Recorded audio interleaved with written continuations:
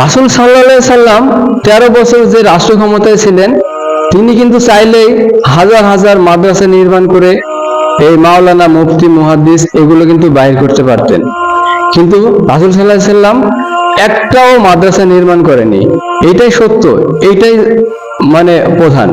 এখন আমাদের মাদ্রাসা আছে, কিন্তু আমরা প্রকৃত যে ইসলাম, এটাকে আমরা হারিয়ে ফেলেছি। এখন ইসলাম যে প্রকৃত কোনটা, এটা আমাদেরকে জানতে হলে আমাদেরকে কিতাবের কাছে যাইতে হবে। রাসূল সাল্লাল্লাহু আলাইহি সাল্লামের যুগটাকে চিন্তা করতে হবে। আমরা সবাই আছি বর্তমান যুগকে চিন্তা করে, মানে বর্তমানে যা যেটাকে দেখছি আমরা মনে করতেছি যে এইটাই হচ্ছে ইসলাম, কিন্তু না।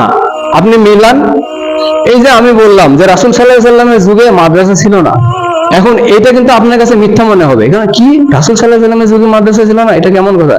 কিন্তু আপনি দেখেন, যাচাই করে দেখেন, ছিল না। কিন্তু শিক্ষা প্রতিষ্ঠান ছিল। শিক্ষা প্রতিষ্ঠান আদম আলাইহিস সালামের যুগে ওই সময়ও ছিল। মানে শিক্ষা এইটা সবসময় চালু থাকে, এটা সবসময় ছিল। কিন্তু মাদ্রাসা আর শিক্ষা প্রতিষ্ঠান এক না।